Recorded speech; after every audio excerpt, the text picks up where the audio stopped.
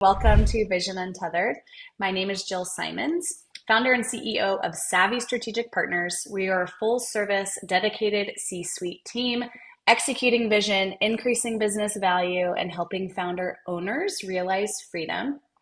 Today, our guest joins us as CEO and co-founder of Talent Harbor. Ryan Hogan is a CEO leading recruitment and talent management with years of experience in sourcing top-tier talent for organizations across multiple industries. Ryan has a passion for helping businesses build high-performing teams that drive success. He is known for his strategic insight into workforce trends and ability to match companies with the right candidates for long-term growth. Ryan, thank you so much for being here, being our guest Awesome. today. Thanks. Yeah. Thanks for having me, Joe. Good to have you. First and foremost, what is your purpose, cause, and passion? What led you to what you do and what you've created at Talent Harbor? That's a good one. I think there's a long story of like how we got here and the journey and everything else. But about a year ago, I was in the process of selling Hunt to Killer, and we knew that it was eventually going to close. We were probably 4 or 5 months into the process, and I had a mentor come to me, and he was like, listen, you're not going to be able to sit still. This is going to sell, and you're going to need to figure out something else. And Okay. his advice was, he said, go look at your P&L and pick your favorite line item. And for me, it was people. So for me, when I looked at the P&L for Hunt to Killer, it was the training in people, the investment in people, everything people. But we had this one Mm-hmm. line item called recruiting. And then we spent like 600,000-700,000 bucks on that Mm-hmm. over 5 or 6 years. And that always made no sense to me. So we were always writing checks for these things. And I was like, where's that money going? So I thought there was some like super secret thing where all of that money went. And I later found out it was right into the recruiter's pocket. And so for me, that was like, there's got to be a better way to do this. And I think my passion in life is looking at things that are ripe for disruption is probably the wrong word here because that's like Yeah. it's so overused. But just archaic Mm. things where industries are stuck in their ways and they're not thinking about things through a new lens, a new approach. And so for me, I thought that the recruiting industry in a rarefied field where you could come in and do some really big things and help some companies at the Mm-hmm. same time. Because everything that we do actually helps companies. Like if we can save them money, if we can develop processes, if we can improve systems, it always helps the companies out. So anyhow, Mm-hmm. long-winded, called a recruiter that we used at Hunt to Killer. She was the best one that I ever used over probably about a decade. And I Mm-hmm. said, hey, you want to partner on this? And she was like, no. Just kidding. It took her, I would say, a couple months, but she was like, "Yeah, let's do Yeah. some incredible things together." And So that's she left her Alana. job and we started. That's Yes, that's Alana. Alana. Yeah. Oh, she's Yeah, fantastic. I didn't realize that was the origin story of the two of you working together. Learned yeah, something new. yeah. We've been working together. Amazing. She filled almost all of our executive talent at Hunt to Killer, and she was Okay. incredible, like incredible. Yeah. Oh, I love that. And now shaking it up in a different way and together being able to partner in a totally new venture.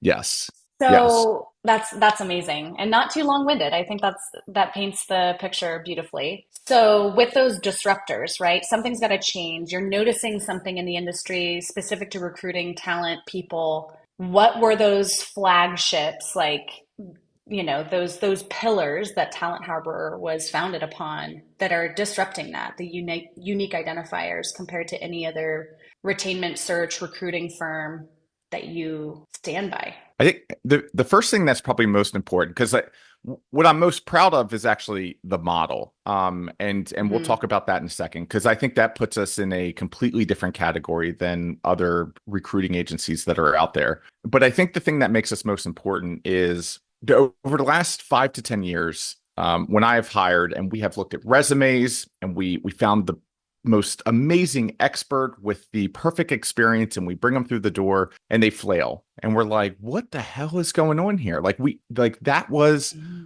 it, that was the human that was supposed to take us to the next level. And what we Mm. realized at Hunt to Killer is we were missing a critical part. And so I've read a book called Who the Process to Hiring A Players or something like that, but it gives this amazing process in how to hire, and we Was it use Who? that. Just the book Who in Yep. that model? Yeah, Yeah. it's a good one. And we adopted it at Hunt to Killer. We adopted that entire model, and everybody in Okay. the company used that model. But Hmm. we still couldn't get hiring rate, I would say, better than 50% of the time. And what we realized is not just that book, but just Hmm. organizations have consistently over the years over-indexed for experience and expertise. And thinking about culture fit is typically an afterthought. And so that's what we did at Talent Harbor. We said there's a way to look at both of these things, and they both hold equal importance. And I think Yeah. that's another thing is like if someone does interview for culture, I think they think it's like 10% of the equation or 20%. Like, oh, let's go out to a Hmm. quick dinner, or let me just have a quick 30-minute conversation just to see if I think they'll fit into the organization. And Sure. no, like you need a whole process that it is just as focused on the experience and expertise part as you do on the core values. So that's kind of the first thing in our proven process. As people are coming through and we're vetting and qualifying candidates, half of the Hmm. things that we're qualifying for is a culture fit. So the first thing we do is understand the business. If they're Yeah. operating on EOS, that's their VTO and going through their core values and where they want to Hmm. be. Other business models have the same thing, core values, core behaviors, but we want to understand what are the behaviors of individuals inside of that organization that lead to success. So that's the first part. And once we understand that, we can put together a standardized list of questions that we run all candidates through to first understand what are their personal values. So we don't go out if like let's say your first core value is people first. Like we don't say, "Hey, is people first one of your core values?" Because of course, when a candidate's coming through and be like, "Yeah, of course, I Of love course people. it is. I, Yeah. I'm a people person my whole No, life." no yes or no questions. Can we just rule Yeah. that out, right? Yes. It's not a proper Yes. means of getting at the root of somebody's true values or just expertise is like get away from yes or no questions because that's never going to set it up well. Anyway, 100%. continue. I Yeah. yes. And like first the first thing we do is start to understand like what makes them tick. What are their Mm-hmm. like personal values? What Mm-hmm. are the guardrails in which they make their own decision? And then we start kind of introducing. But we first want to understand what they believe their core values are. Then we'll start to introduce the companies, but again, not through yes or no questions. So I think that's kind of the Mm-hmm. first thing. That's what makes us stand out. I think everybody goes Yeah. out and they miss half the battle of like who is this person as a human being. And then the second thing, and this gets back to what I'm most proud of, is the business model. So there's Mm. quite a few business models in the recruiting industry. The ones that are probably most common are success fees. And so whether that's a retained search or a contingent search, generally it is a percentage of first year salary. And Right. we don't believe in that. Like I think that Mm. misaligns the incentives between the recruiter and the company. One thing that I Yeah. always found as we were going through these recruiting processes with recruiters at some of my former companies, one, salaries would get inflated last minute, and I'd be like, why are we not where we were supposed to be in that target? And I can't put my Mm. finger on it, but I can tell you that the recruiters that were bringing people through make more money if the salaries are higher. And the other Mm. thing that we saw quite frequently was high salesmanship, high level of influence or persuasion. Like when we didn't believe that candidates were right, the recruiters would continue to pitch on why they believe that this candidate was right. And that's again back to misalign. Like if they're not getting paid until the candidate is placed, they are incentivized to place candidates as quickly as possible at the highest possible salary. And that makes no That's sense. their So we develop, agenda. Yeah. yes, I agree. And this is why when I walk up, I think I told my uncle about a year ago, he's like, "Hey, what are you going to do after Hunt to Killer?" I was like, "I think I'm going to get into talent acquisition." And he was like, "Headhunter? Like, why would you do that?" That's the facial expression of everybody that you bring up the word recruiting to. And this is why. And so we developed recruiting as a Mm. service, RAS, and this is Yeah. unlimited recruiting for a flat monthly fee. And that's what I'm most proud of right now. Love that model. So you mentioned too like the success rate and disruptors in the industry with recruiting based on just half the equation, right? So core value fit and match with the organization's core values, behaviors, getting the right person is crucial. But can we talk about what's happening that other 50% of the time? What's happening with their journey and their process once that individual has been brought into the team? What's happening at the business's ownership and hand that's causing some of that the success rate to fail when it does, and systems and things that are needed from the management leadership of that business to ensure that that person is set up well for success, that the systems there within the organization set them up well to take on the role confidently and to move into that. That's the other half of the equation. You have no control over. how well that individual is being onboarded and led and guided, right? That's correct. And that's like you bring up such a great point here because we see hiring as kind of three different phases. The first phase is kind of the identification. And so this is Hmm. everything from like a need is identified. We have a Yeah, crystal clear understanding of like what this role, if they're operating on EOS, what this seat is, what this yeah, seat is going to be responsible for. The middle part is the actual recruiting. So that would be the two-thirds of the way through. So sourcing candidates, qualifying yeah. candidates, maybe even starting to get through that offer. And the last part, which is just as important as the first two part, like if you don't know who you need, then how are you going to go find them? If you find the right person, but you don't have an onboarding, then like there's another setup for failure, and that's the last part, Yeah, which is like the last third of the journey is the onboarding process right. in the Navy. And we love this process because like we can help out with this, and it's not something Hmm. well, one that we take lightly. It's something that we send documents and frameworks and processes that organizations can adopt into their own. But this really came from the Navy. And so I've been in the Navy for 22 years now. The last 7 have been in the reserves. And the Navy had this Hmm. program, which was called the First 72. And they Hmm. did this study that said the first 72 hours of a sailor checking on board a vessel is the most Most vital, right? most vital. It can destroy an entire 4 to 5 year orders on board whatever that unit commands, wherever it is. Mm. So if you get a sailor that comes in and he's like, "Hey, where's my rack?" and people are like, "Well, what's your name?" Like if you're unprepared or ill prepared to bring new people through the door, like how does that make them feel? And so you could take that and say a new sailor checking on board a ship doesn't know where his rack is and doesn't have clean sheets. It's the same thing as a new candidate coming through the door, not having a computer, not having the right tools on day one. So that Mm. was a little long-winded, but you nailed it. And like organizations have to look at that because it's Mhm. critical, just as critical as like identifying the right candidate, finding, Yeah, sourcing, vetting, and then bringing them through. absolutely. I think there's a huge extension point to the services that you all provide, and you do such a great job at that because obviously you wouldn't be helping source, recruit, and bring in talent if they had a strong internal mechanism as an organization to do it themselves, a full-fledged HR, talent recruitment setup.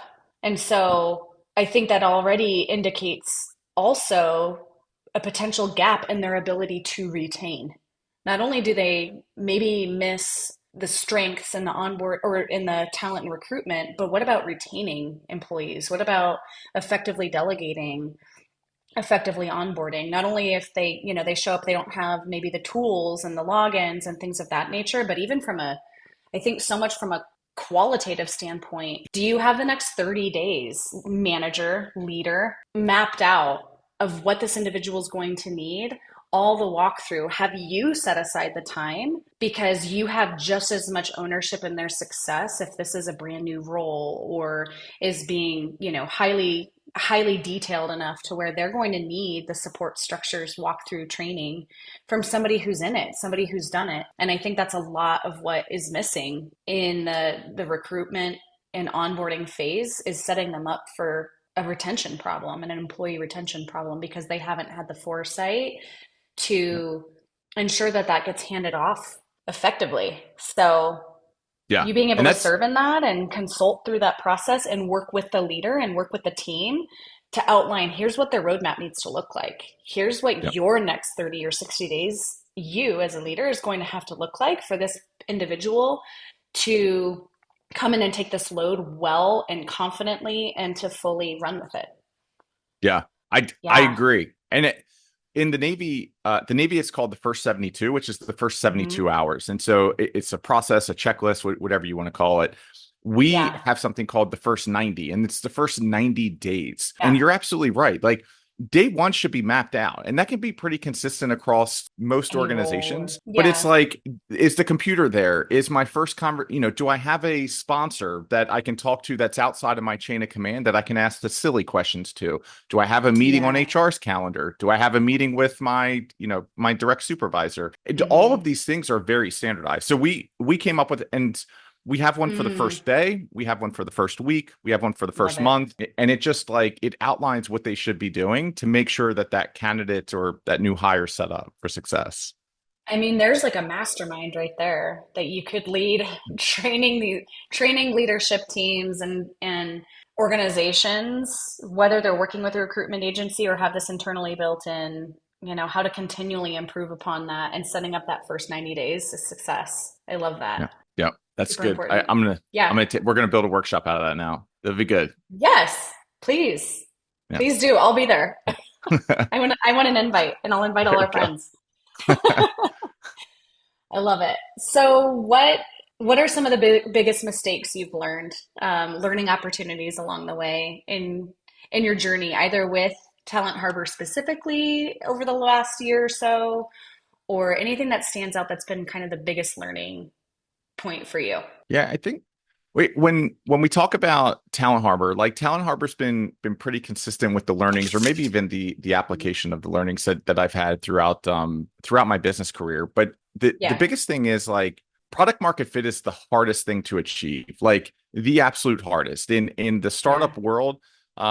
Being able to identify a customer, a pain point, and provide a service that's differentiated from other people in the market and get people to pull out their wallets or credit cards and do that at scale. Like when I look, there's probably been 15 to 20 companies that I've actually officially launched. There's probably been thousands of ideas I've never gotten off the ground. hmm, But out of those 15 to 20 companies, there's only two, now three, but there was only two that actually achieved any type of scale. And the biggest difference oddly between the ones that did achieve some sort of product market fit and the ones that didn't is the ability to detach or let go of whatever my idea was.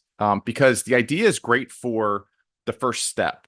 And that first step might be a website. It might be, I don't know, might even be just like filing the business. Whatever that yeah, first step is, like that's mhm, great for the idea. Everything after that, you should be using data to start to shift and mold and pivot your idea to go out and find that market where that product or service fits. And so that's probably yeah, been the biggest lesson is like Hunt a Killer scaled to a $50 million company, and it started as a live event. And mm, that's not what took it to the like it was a subscription program, then eventually retail distribution. And so yeah. even something that we did get some traction on the early days, like that's not what took us to a true scalable business. So anyhow, letting go of your ideas, letting the market tell you, Mm. bringing a team in. That's awesome. What was that process like? What did you research to lead you down the path then of, what's evolved to be Talent Harbor's true market fit? Was it a lot of case studies, research, surveying? What did that process look like and entail for you? I think what's the it's the Colby test. Like one of the Hmm. implementers a while ago was like, "Hey, go take the Colby test," and I took it, and it was like a 9 or 10 quick start. And so I had this person Hmm. during our interview, like train me on Colby, so I could understand what that meant. But basically, what that number means is I do very little research, and so I'm like one of the Yeah. ones that like I want to feel the pan to figure out if it's hot or not, and like I can move a lot quicker actually doing than thinking. Hmm. Most The other problem, visionaries, yeah, have that yeah. high quick start. Hmm. Yes. And the other thing that I have found throughout business is like the more time that you spend doing the research and putting together plans and doing all like the market changes by the time you get there. And the reality is there was this one time I put together a 60-page business plan. And it's because I had someone Mm. come to me and they were like, this is what you need before you start a business. This was probably 15, 20 years ago. So I put together this Yeah. beautiful business plan and then went to market, launched a website, and like crickets, nothing happened. I was like, but I had this plan and it said these things were going to happen. And that's not the reality. So that's a long-winded for not much research. Like I was pretty versed in the recruiting industry just based upon my Right. experience with other recruiters. And so like Yeah. I was able to identify a pretty big opportunity, we'll say.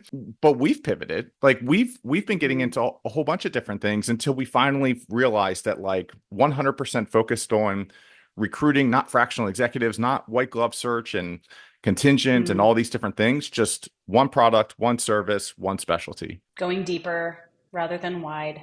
Yep. Yeah. Can you share maybe a personal story where you've felt held back by your business, maybe some of those beliefs you had early on, right? Like when we formulate a plan and as a visionary, we can see how this is all going to play out. But when it doesn't, or things change, what steps do you take to start untethering yourself from that, for keeping an open mind, for, challenging maybe the status quo to keep growing? Yeah, that's tough. I mean, I Hmm. think that the personal story would be like when Hunt a Killer scaled. Hunt a Killer went from in 2019, it was a $25 million company. In 2020, during the height of the pandemic, we Yeah. doubled in size. Yeah. And going through that type of growth while like trying to figure out what remote is, while still Hmm. bringing people um, into a warehouse each day where we were trying to figure out if Maryland was going to shut down all warehouses. There Hmm. was a lot of different things happening. And then fast forward, and that business started to contract. So we were able to get into retail in 2020. So that business was going up. And then all of a Okay. sudden, direct consumer started contracting or started shrinking. And so that's tough. Because Yeah. like you're dealing with so many challenges at the same time. The first is like just the stress of like, well, where's the bottom on this business and where's the ceiling on this business, and trying to understand how fast one is going to grow, especially because Hmm. retail cash cycles are terrible. So we went from direct Yeah. to consumer, we received the payment immediately, to 6 to 7 month cash cycles based upon when you pay for the inventory and when Target and Walmart ever get around Oh, to yeah. paying you. And so trying to put all these things together is challenging. But I think there's two things. One, optimism and like hope. And I think Mm. that's, we read about visionaries and integrators, and I think that's one kind of core key trait of a visionary is like you're just always optimistic. Like things are going to Mm. work, they're going to figure themselves out. And if they don't, the sun still comes up and we get to play over or get to play again. And so there's a Yeah. sense of optimism. And also like testing. You always have to be testing. And it doesn't matter if the Mm. business is booming, or if the business is plateaued, or even if the business is contracting. Like you have to be planting the seeds. And I'm not Mm. talking about like, changing the entire focus of the organization on like these things that you're just testing out. But there always has to be some sort of hypothesis for what that next thing is, because if you're going to the moon, like that's not going to last forever. Plateau, after that, you're going to start declining. And if you are declining, then you're probably a little late on those seeds that you should have planted while you were still growing.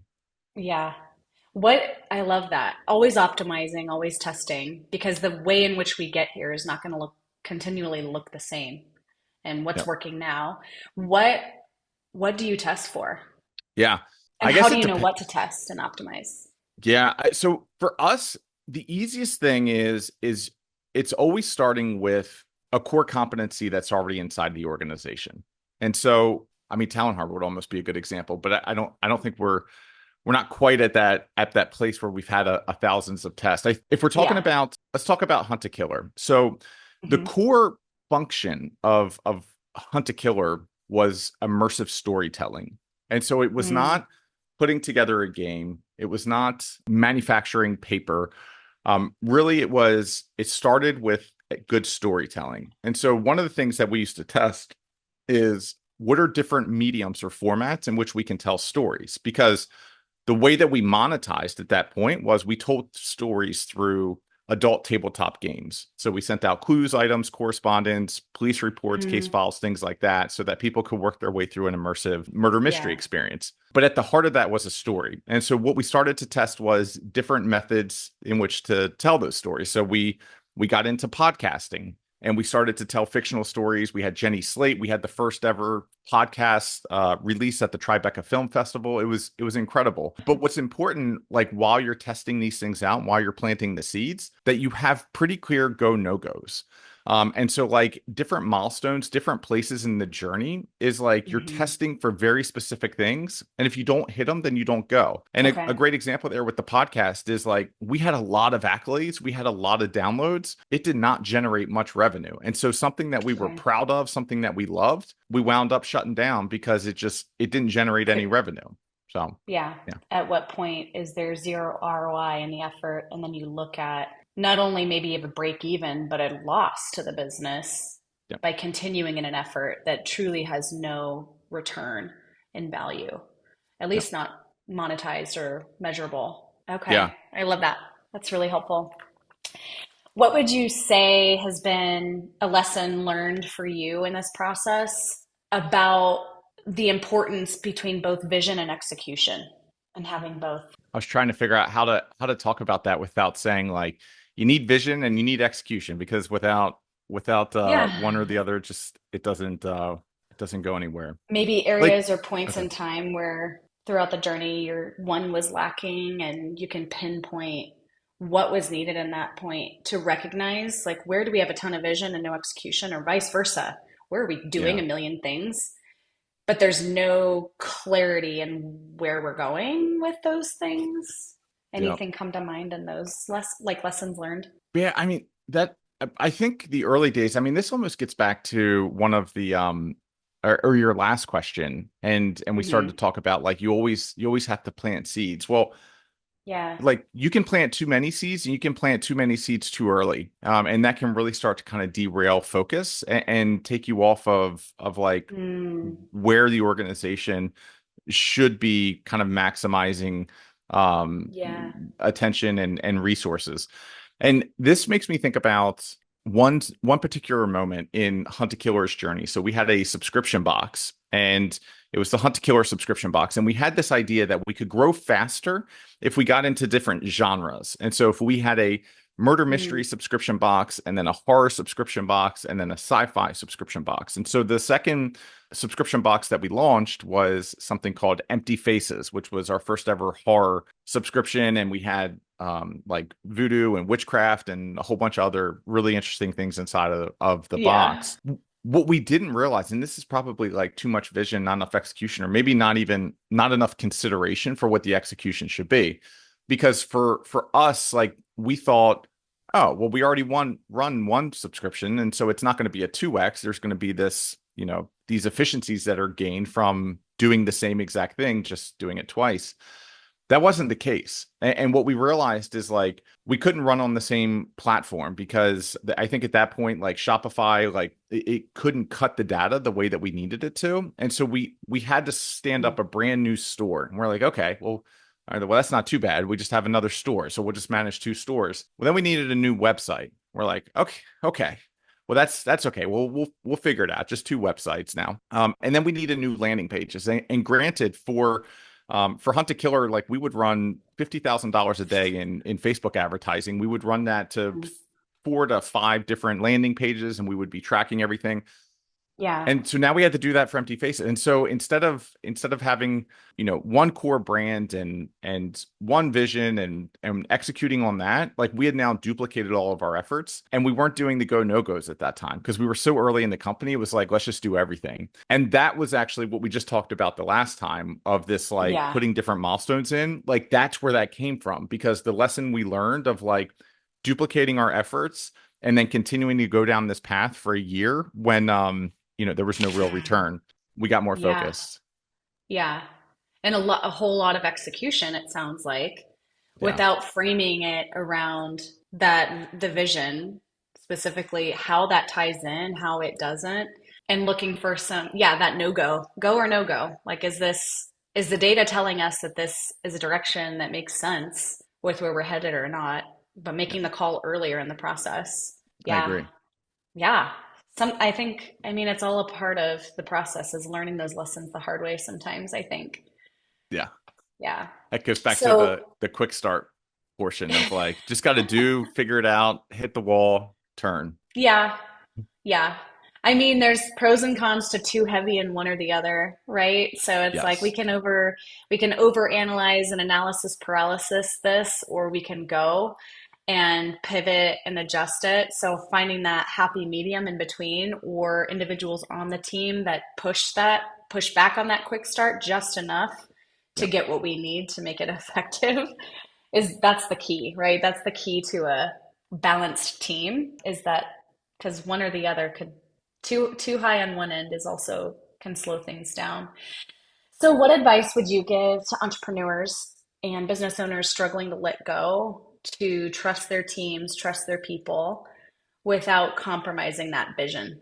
I think that I was just talking to somebody about this on either Thursday or Friday, and it was such an interesting conversation because Yeah. What they talked about is like you have to be in a mind state, like you have to be willing to let go. And there's not much that like if you don't trust your team, like that's a huge thing. Like most of the time Hmm. it's I can do this better than anybody else around me. Therefore, I need to be the one that consistently does this. And the Hmm. reality is maybe like you might be the best at that, but you're not the best at all things. And oh, by the way, Yeah. like if you are the best at all of these things, then you didn't hire the right team because over my career and at Talent Harbor, like the whole idea here is you go out and you find people that are more brilliant than you get them all in the same room, you get them inspired, motivated, and all looking Mm. at the same vision, and then just magic happens. And so I Yeah. guess the hard part here is if someone is like struggling to let go, they're gonna have to figure out why. Is this a don't trust the team? Is this I can do it better than anybody else in the world? Like, is this an ego thing and we have to work on that?